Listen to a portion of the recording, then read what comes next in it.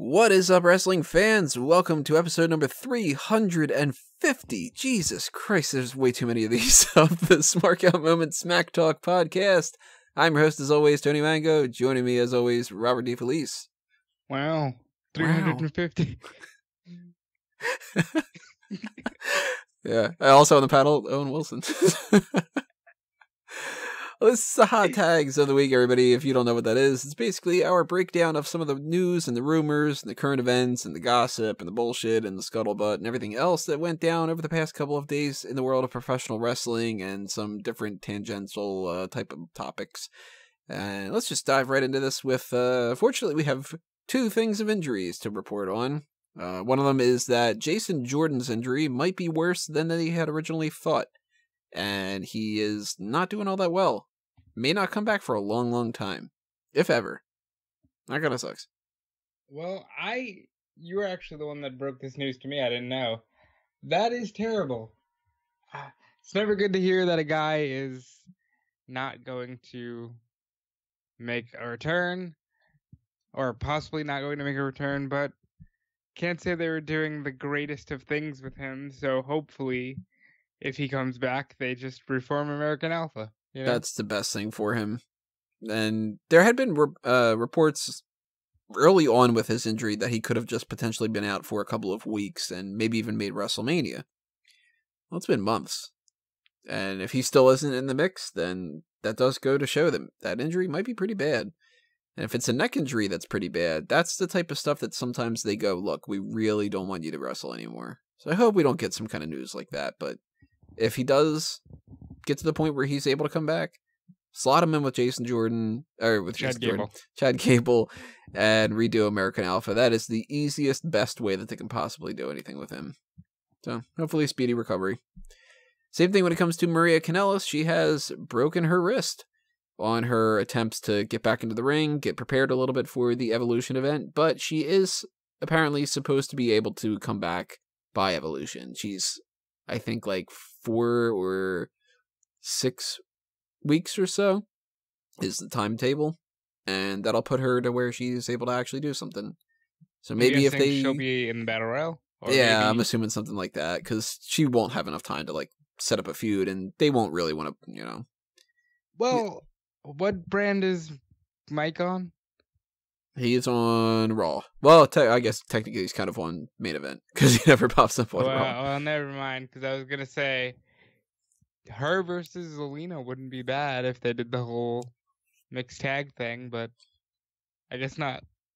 Well, it is a cross-branded pay-per-view, but they can't do mixed tag, because none of the guys are going to be on it. Man, sorry. Yep. So, maybe she gets something more, but I'm assuming that they're going to have some kind of multi-woman match just to get everybody else on the card that isn't. Because you got to figure, they've only got 4 hours maximum for the most part. And I'm assuming it's going to be a 3-hour show. Because why would it be any different from like Backlash or something, you know? Well, no, the pay-per-views are 4 hours now, Tony. Don't think that they're not going to give the women 4 hours. Well, 4 hours are for the normal shows. Like the big 4 type shows, and then a 2-hour pre-show. No, remember, they moved every show to 4 hours. Really? It is? Yeah, starting with Money in the Bank. Well, they've got NXT Women's Title, NXT UK Women's Title, Raw Women's Title, SmackDown Women's Title, Mae Young Classic Finals. That's already... We know those, by the way. Yeah, now that the spoilers of that, we'll talk about spoilers a little bit. Not spoilers, but you guys will see. But speaking about the women, one woman at WWE did something for the first time ever, I think, tonight. Renee Young was the 3rd person on commentary. And as far as I can remember, no woman has ever done commentary on Monday Night Raw for more than just like a segment or 2. And she was great. I loved it. She is the first woman to call the full 3-hour show. Or just the full show, period. And I loved it. I think that she's great. I think she works well with Cole and Graves, especially Graves. And she could easily replace Coachman if she wanted to. I'd be okay with it. I mean, I don't hate Coachman, but I think he's kind of better as like a broadcast analyst kind of. Maybe he could do pre-shows. Like, maybe that would be better, you know? Yeah, like he's trying to come across as like I did real sports, so he could do the, kickoff, and that'll be the extent of his participation. I remember when Renee Young pretty much first came in and proved herself a little bit. She had done NXT for a couple of episodes, and I was thinking to myself back then that it would be great to have a woman on commentary because it's a different voice. It's, more towards the equality side of things that should have happened a long ass time ago. And Well, but let's be real as to why it didn't. They never had anyone this trained in, vocal work. yeah, they couldn't She's just a slot legit anybody in there. broadcaster, and she's great. Yeah, you couldn't take, say, I don't know, Kayla Braxton and put her in that spot. Or the Sarah Schreiber. long list of NXT women's backstage interview people that came out over that span of like a 3-year period where it was like Lena Yada and Jamie Keys and pretty much anybody that wasn't able to wrestle, they tried to make them broadcast people, and it was like, just because you're in the company doesn't mean that there's necessarily a role for you, Renee Young's different. All of those women found out. Yeah, eventually they got released. Renee Young's been sticking around and getting better and better and better. And I hope that this is good enough for them to be like, you know what, let's think about giving her that spot permanently. She could even work her way up into Cole's spot, I think. Maybe. Depends on what she would want to do. Because she might not be interested in doing that too. Well, since we're talking Renee, let's talk about Dean Ambrose returned. Yeah, he made his return. He looks weird. He looks not so great with the haircut, but he's clearly been working out because he's got a lot of muscle mass on him. The haircut's throwing me off. The haircut's really bad. I don't like it, no.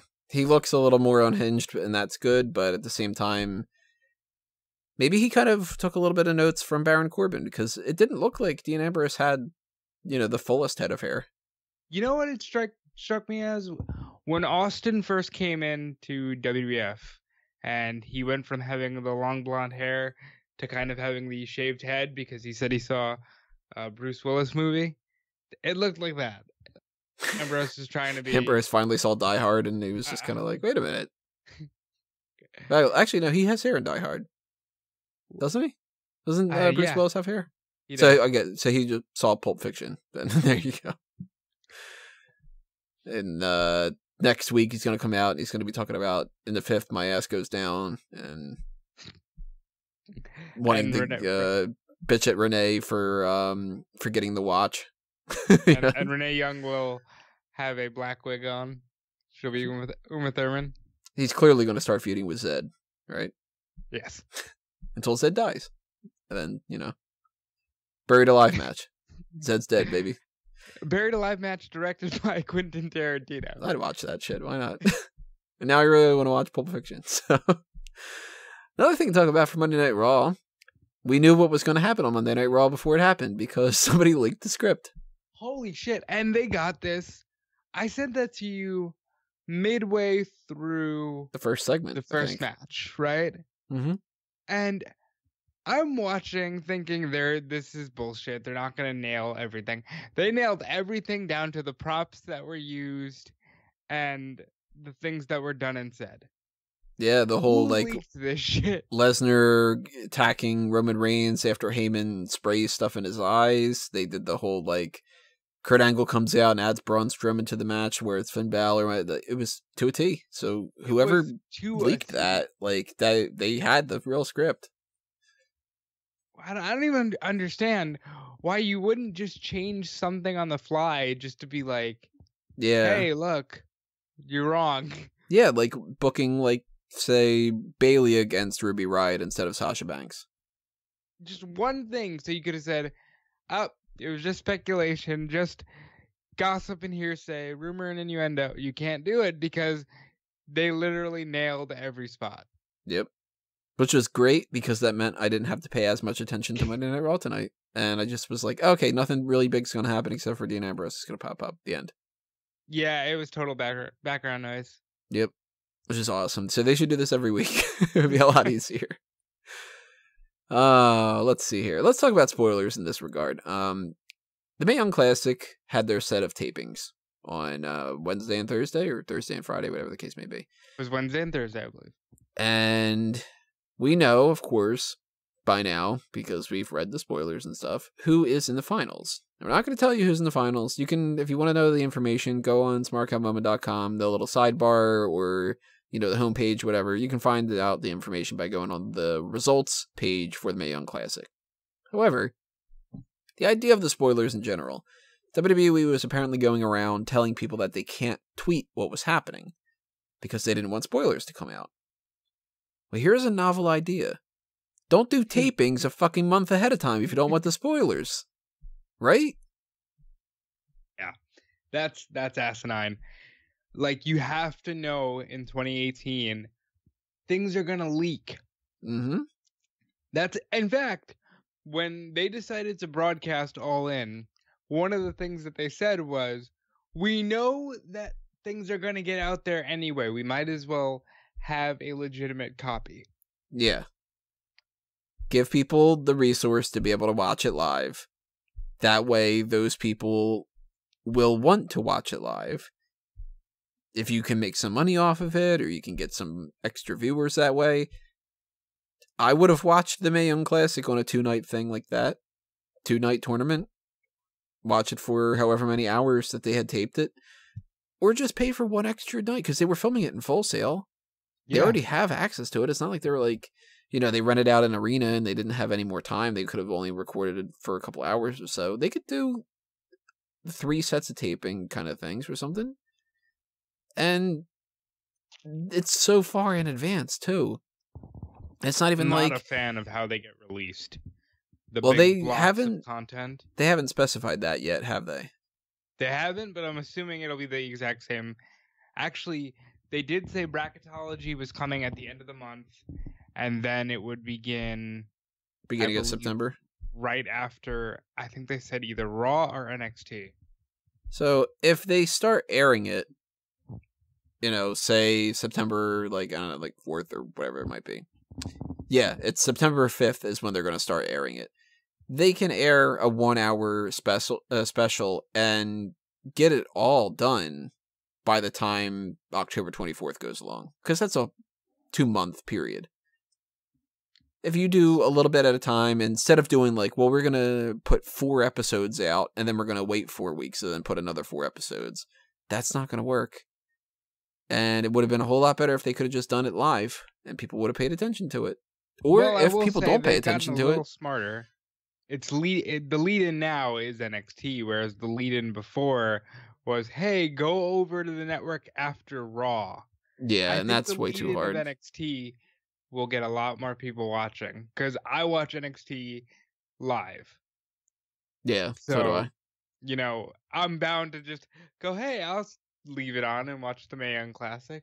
Especially if it's 1 hour, because then you have 1 hour of NXT, 1 hour of the Mae Young Classic, instead of 3 hours of Raw and then an hour of Mae Young Classic thing. Well, we saw the not the bracketology, but what they call it, the Parade of Champions. Parade of Champions, which is if they're all champions, why are they having a tournament? I don't know. What did you think about the brief clips that we heard of Michael Cole, Beth Phoenix, and Renee Young? Wasn't even paying attention. Well, I was gonna compliment them, but you went and said that. But I think they're better than JR and Lita.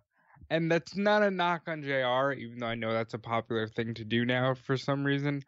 But I think Beth Phoenix is pretty good at the commentary game. I already said how great I think Renee is.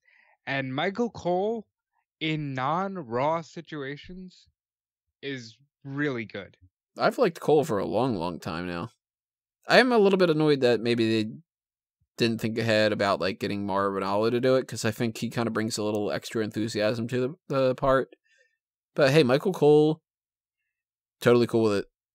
I think he had a prior engagement because I believe he was slated to do a commentary. At least it wasn't Corey Graves and Beth Phoenix and Lita. That would have been oof. Graves is good, and Real quick, he said a funny line tonight. Bobby Lashley was in the ring with some jobber named Ricky Roberts, who was dressed up like some country singer, and Graves goes, "Somebody call his family, and that shouldn't be too hard because his father and his uncle are the same person." And I just lost it. I liked when he said, "Why is Alicia Fox dressed up as Kale?" And then That was kind of funny. so he's good in spurts. Yeah. But he's just, it's a little bit too much of him sometimes. that's because he calls 7-hour shows straight. He does 3 hours of Raw, then he does 2 hours of SmackDown, and then he does a pay-per-view, and then it's just kind of like, all right, well, I got my fix of Corey Graves, but then tomorrow night on Monday Night Raw, we're starting another 3 hours and whatever. Yeah, so WWE trying to stop these whole people tweeting and stuff, I think that that's ridiculous because, as I mentioned before, if you don't want people to tweet out the spoilers and stuff, then don't set up yourself for the potential of spoilers. It's not the same as the way that it used to be. Like, if you really, really want people to not necessarily put that out there, game shows like Jeopardy and stuff, they make people sign non-disclosure agreements. You can't really do it for WWE shows, but at the same time, if you really, really care that much, that's how you do it. Or like, even like Tonight Show, I think, does that. But it's dumb. It's like, it's the Mae Young Classic spoilers. If anybody's really interested in watching it, they're going to watch it. Like, I'm going to watch every episode of this thing, because it's my job. Even if I didn't really care, I would do it. But as a wrestling fan, I'm interested to see these people that I don't know. And shit, I'm interested in seeing what happens with Tegan Nox, because Tegan Nox, another injury to report, she fucked up her knee. She broke her leg or something like that. She was reportedly supposed to head to the finals, right? Seems like it, yeah. I am very curious if she would have either been in the finals and potentially won, or if she was the person that they were going to go with for the NXT UK title. Because she is from Wales or something. Well, Cole shouted her out in the Parade of Champions as his pick to win the whole thing, so I think they had high hopes for her. Yeah, and you can't even compare her to last year's tournament and say, well, like, Mercedes Martinez, if she didn't make it to the finals, then it's the type of thing where you're like, oh, well, you know, she's just a returning person from last year and just to give her another spot. Or Rachel, what's her name? Rachel Evers, that's what it is. You know, the UK tournament that they did this time around, they had a lot of people that were from the last time, like Jordan Devlin. Finn Balor do. And when Devlin was in there, it was like, all right, probably Devlin's not going to make it to the finals. And he didn't. So that wasn't a shock. Tegan Nox didn't get a chance to do last year. So this was like the first time around. And with that being said, she's not in a good spot right now. So that really sucks for her because she just got back from a torn ACL. That does suck. And what's worse is they might write her off as injury prone. She may never get another shot. You know, it's one of those slippery slopes. Hopefully she comes back relatively soon enough and they don't just say, that's it. We have legal stuff to talk about. Colt Cabana is suing CM Punk. This hurts me, and we have totally opposite opinions of CM Punk, but man, this sucks because you're a little bit more on my side now. Like they're supposed to be bros, and apparently Punk had promised to cover Cabana and his legal fees for the lawsuit they were in with Dr. Amen, and is suing Punk because maybe Punk is reneging on that, or maybe he's putting the lawsuit out there just to hold everyone accountable. I can't imagine this going to court. You know, they just got out of a big trial. I'm sure Punk is going to do the right thing. He better do the right thing. I hope he does the right thing. I don't know. The fact that this is another thing working against CM Punk is like you're even screwing over your friend. It's really hard to get on his side for a lot of things lately. Yeah. So pay attention. We might have another whole legal thing going on, another trial or something, but I don't think it's going to go that far. I think that it'll just be settled out of court. Who knows, though? No idea. And if you're talking about things that are like potential legal problems, Randy Orton has been in the news.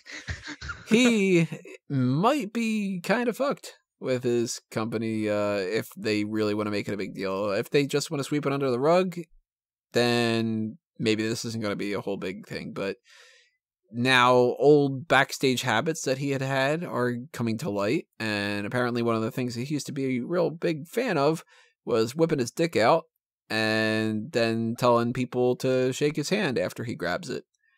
And kind of like introducing himself that way. Hold on, I'm going to stop you right there. Is Caroline in the room? Yep. This is why you don't vote for Randy Orton. He is just a rotten human being. But in all seriousness, this was on Court Bauer's MLW radio podcast, and Bauer was a former writer, and I completely believe that 2004, 5, 6, 7 Randy Orton would have done these things, and it probably would have been encouraged by the Big Show and a whole lot of other legends. I don't know that the Big Show is like that. That's just the first name that came to mind. Yeah, I was kind of curious why he popped up. Well, it's just like it's the worst thing to say, I know, but that's the way the wrestling business was. Like, you hear these weird freak show horror stories all the time. Too much. You know, and it just... Now, I'm part of the mentality that I think that's shitty of him to do, of course, but it also was previous Randy Orton. And sometimes I think that people obviously can change and that they shouldn't be always punished for things that they used to do. I think at some point he probably was punished in the past, and that's one of the reasons why he stopped. And if that's the case, he already got punished for it. You know? My opinion, they put out a statement, a very light statement that just says, we're looking into the matter. I don't think this goes anywhere. It probably won't. Because he is Randy Orton. It's not like it's... And it's not like it was a hidden thing. That's like saying... And with all the things that have come out, I'm surprised no one's tried to say, Ric Flair being sued for sexual harassment. Yeah. I'd be like, well, yeah. And, like, you know what kind of person Randy Orton is or was. Yeah. And it was a different climate then. And yes, guys, it's a shitty answer, but sometimes that's just the unfortunate way that it is. Mm-hmm. It's kind of like the James Gunn situation. It's like, no matter where you're coming from, there are some arguments for every side, and nobody's going to be happy no matter what, kind of a thing. And it's like, everybody can acknowledge that that's like, yeah, the best thing is to not be in this kind of situation.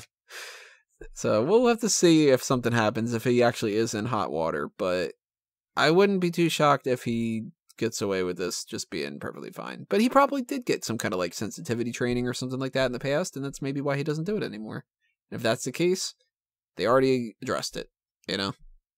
Can't just hold people and say nobody can ever change ever for anything, and then, you know, by that rationale, it's like, well, remember when you were 4 and you hit your brother? Well, that means that you should be charged for assault and battery. You know what I mean? Like, some things are kind of like, all right, there's a statute of limitations and stuff. We have the table for 3 for Xavier Woods, Zack Ryder, and Matt Hardy. This one was called Gone Viral. What'd you think of it? Not bad, but I think it would have been better if they could have actually dived into more of the conversation. Again, another table for 3 that maybe should have been like an hour long instead of a half an hour. So if anyone at WWE is listening, just put up the full conversation. It's okay. Yeah. Like, you have the space on your network. And by doing that, you don't have to pay somebody to edit it as much. Just a thought. I really like this one because Zack Ryder was a really big favorite of mine when he was doing the whole Long Island Iced Tea thing. And I thought it was a damn shame that he got over using social media, and he even says it on the show when he went to the idea, went with someone to the idea of the internet championship. They said, "Oh well, you're just a mark for yourself," and I'm willing to bet, as much as I like the guy, that was probably Hunter. You know, Maybe. and I think that Ryder should have been a bigger deal. He should have. And it's cool to see that kind of trickled down to up, up, down, down. And Woods said several times, I was able to avoid the pitfalls because you warned me, and as soon as we hit 1 million subscribers, people were like, hey, why don't you do this? And it's like, no, go away. This is my thing. And I like that people have that freedom now. Matt Hardy has always been big on the internet, so I thought that he was a perfect guy for this. But I hate current day Matt Hardy. He was the bore of the bunch. But the most entertaining thing that he did you notice he had 5 drinks? Yeah. What the hell's going on with that? He had 2 things of tea, a thing of water, and then whatever that red thing was. What was that? I was assuming it was like fruit punch or some kind of iced tea or something like that. Maybe it looked red, whatever it was. I'm very curious. If anybody knows, leave a comment. I was watching that and I'm just like, oh crap, he's got 3 drinks on there. And then the person comes and the waitress or whatever drops off another thing of tea. And then I'm like, he's got his 4th thing. And then it pops up with another one. I'm just like, Jesus, Matt, you're just down in these drinks. Well, he's Matt Hardy. Huh? My second favorite part of the whole thing, outside of me just being curious about what the hell was going on with the drinks, was Zack Ryder saying that they told him the one time, they were like, we're not interested in having you do this episode. We want you to do another one. Oh, that was funny. And it has to be 3 minutes long. And then all he said was, hey, they rejected my episode. And then it was 2 minutes of silence and stuff. That is fucking and they didn't great. Put that on there either. That's so good. I'm like, that makes me want Zack Ryder to get another belt just for that. Yeah, Ryder, the whole Long Island IC thing, it's ironic because it kind of goes into what Ziggler said on an in-ring promo tonight, where people got a little bored and they turned on him so quickly. He stopped being the flavor of the month and they just let him die. And that's kind of the bad thing about letting the audience dictate, where you're going. Yeah, but that's also kind of on them. If they can't keep the audience's attention, then it's the same as any other kind of TV show or something. I stopped watching certain TV shows because they just kind of suck after a while. And if a TV show is great, then you don't end up like The Simpsons. Simpsons was 10 amazing seasons. Couple of ones afterward that it was like, okay, I'm going to keep watching even though it's not really all that great. By the time you got to season 19 or something like that, it was just kind of I can't do this anymore. And I just stopped. I haven't seen, I don't know how many episodes of The Simpsons by now. Same thing with Family Guy. South Park, on the other hand, still amazing. Still watch every single episode. So if you had to compare those 3 to South Park, The Simpsons, and Family Guy, who's who? Xavier Woods is South Park because he keeps trying different things and it still is good. Zack Ryder is The Simpsons. He had a quick run that was really, really, really great, but the longevity isn't there. And Matt Hardy is Family Guy, where the briefest moment, it was this is amazing. And then afterward, it was I get it, and it's fucking annoying. That that thing was amazing the first time that they did it. The next 10 times that they referenced it, I was just like, oh, fuck you, I'm just going to hit the fast forward button. Or the Conway Twitty thing. Yeah. That just annoyed me. That got out of control. Yeah. So that's Matt Hardy. It's just all right, I get it, you're broken. You go, yes. And that's about it. Wow. But one more thing we got to talk about here. So we both go with to check out The Table for 3, right? Definitely. Yeah, thumbs up. Go ahead and see it. finally, we have to talk about the big thing here, and this is unfortunately a negative one to end up on, but hey, it's the biggest story, so that we should save it for last. Jim the Anvil Neidhart has passed away at the age of 63. And what was your first reaction the same as mine, where you just assumed that it was like a heart attack or something? So I do the WrestleZone stuff, and I go on Meltzer's Twitter a lot, and I had seen that one of the big storylines for Total Divas this season is going to be Jim struggling with Alzheimer's. So my mindset was, oh, maybe it was worse of a battle than they let on. Apparently, he fell, Yep. hit his head, and broke out in convulsions and seizures. And by the time the paramedics got there, he was pronounced dead on the scene. Which kind of implies some kind of bleeding on the brain or hemorrhaging or something. But it's also sort of, well, why did he fall? Did he fall because of just trip and fall? Or did he fall because his heart went out? Or he had a stroke or something, I'm assuming we'll get more information over the next couple of days at some point. But either way, it's still kind of, obviously, no matter what, it's a bad way to go because you don't want to go at 63. Yeah, 63 is young, dude. It is. But even weirder is it's man, now none of the Hart Foundation can do anything with the Hall of Fame. I had said before, I thought that they could do British Bulldog, Owen Hart, Brian Pillman, and Jim Neidhart, and he could do the induction. Get inducted by Brett and Natty. But now you can't even do that. Now everybody that was in that stable is gone except for Brett. I'm sending you a picture right now. It's the saddest thing.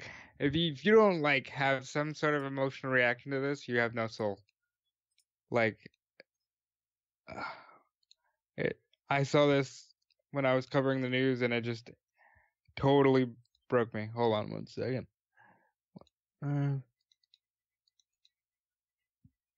It's a shame that obviously, no matter what, when somebody passes away, everybody who is family or friends or that is pretty bad.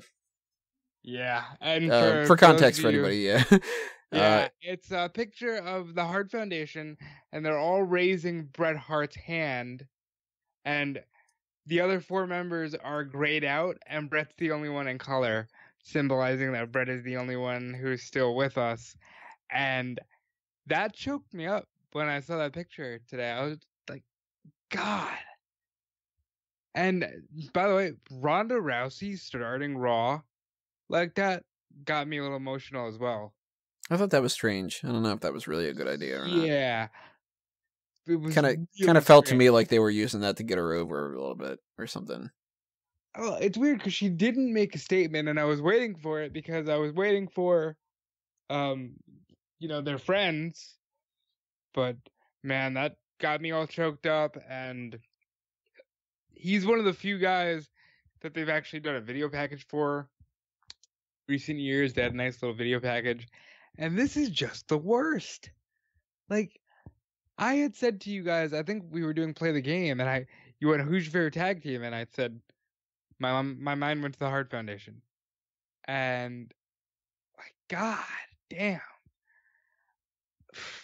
No, I'll not, I won't, make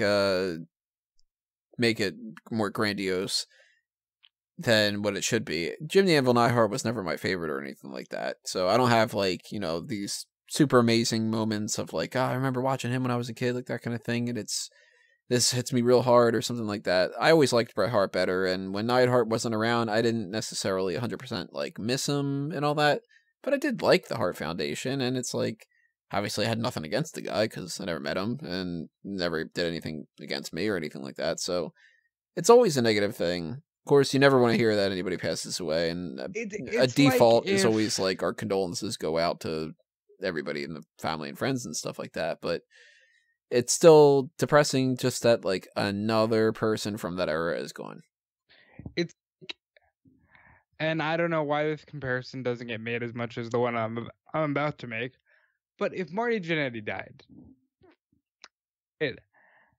we all know Shawn Michaels was the bigger star, but it would still suck because it's just like, God damn, another guy is gone, and these are getting really close to, people that we actually watched full time growing up.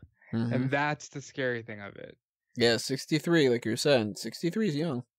63 is pretty young, and it's just a damn shame. And they mentioned this match a couple times on Raw tonight, and I had mentioned it earlier. I did the WrestleZone Daily Chat. I mentioned this match. The one match I would suggest everybody go out and watch: SummerSlam 1990, the Hart Foundation versus Demolition, 2 out of 3 falls.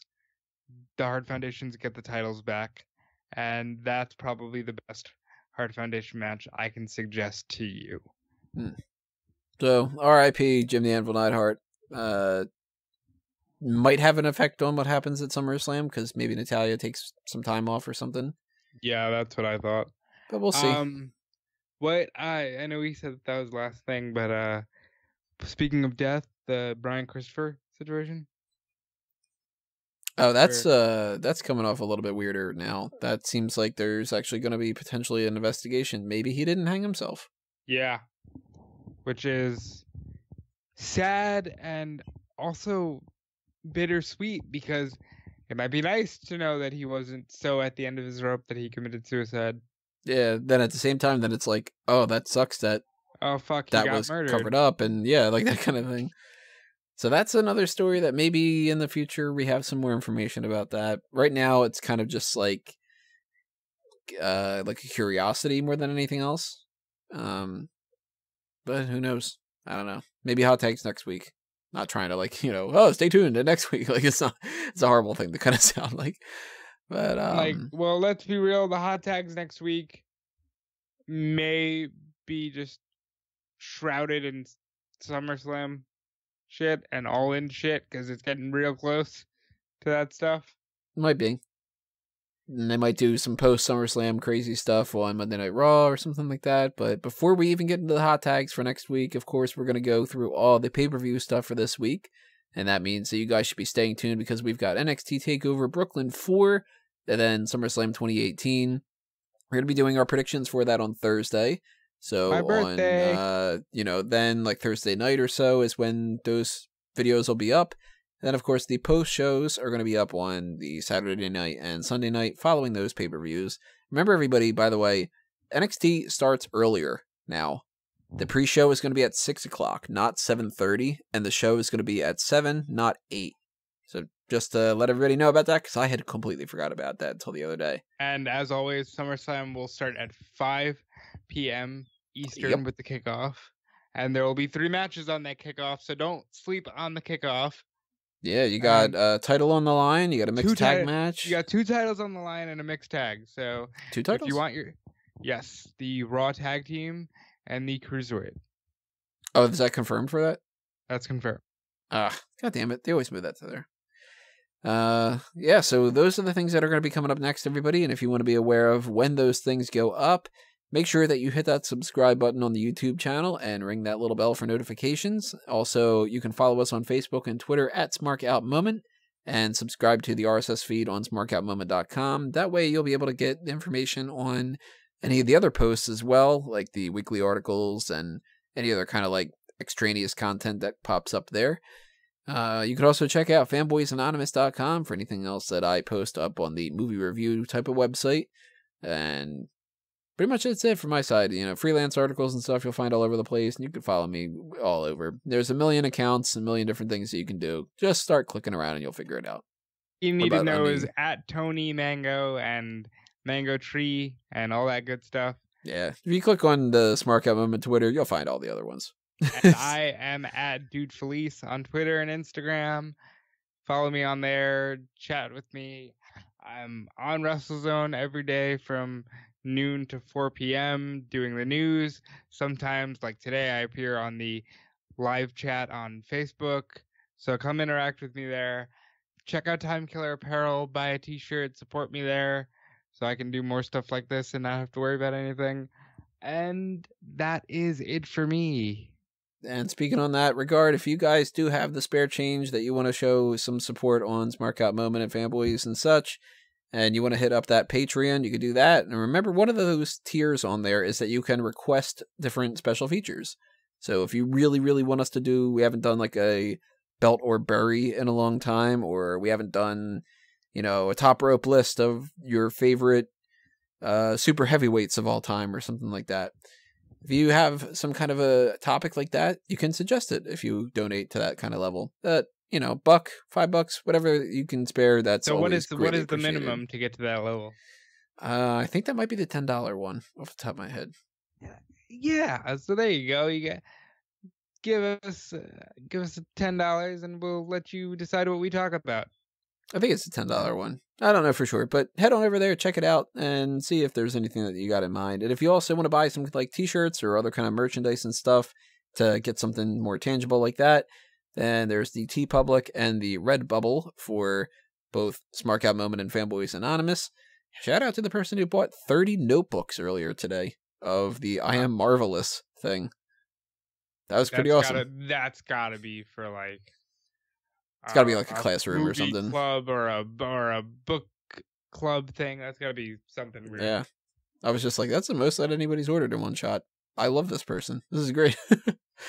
But a lot of people have been buying stickers too. Somebody like... Yeah, because they're so cheap. Yeah, somebody keeps buying, or I don't know if it's the same person or different people, but little Infinity War reference, 1 in 14,605,000. People keep buying that one. But the... stuff over there is stuff that you can check out. And another thing that you guys can do, of course, is like and share and favorite and stuff on YouTube. But while you're there, drop a comment below. Tell us what you think of all these hot tags and anything else you want to chime in on. We'll try to chime in back. And ring that damn bell for notifications, like if you're Earl Hebner in Montreal 97. Ring it like one of those people that's trying to get a match to end after people have already attacked somebody, and it's just like, ding, ding, ding, ding, ding, ding, ding, ding, ding, ding. Just for those kind of people, it's always like, oh, wow, okay, he's ringing the bell a lot. I must stop hitting that other person. So weird. Anyway, thanks for listening to this, everybody. Thanks for your support for 350 episodes of this and more. And hopefully we'll see you for the next 350. We will talk to you next time. Which will be like by next week. Probably too many different things. This has been another Smark Out Moment, and we are being counted out.